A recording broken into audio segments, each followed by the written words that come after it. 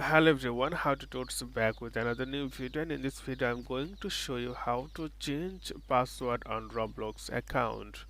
So you can see this is Roblox homepage. So what you need to do, you need to click here the settings option, right top side, right hand side on your screen, right hand side. You can see, click here and then settings.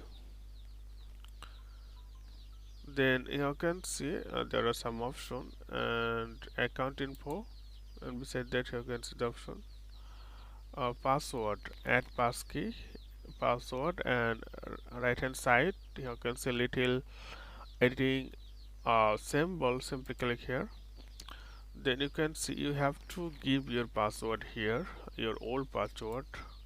So I save it on my in this manager, that's why it's here, and you have to type the new password here, and when it matches then click the update it.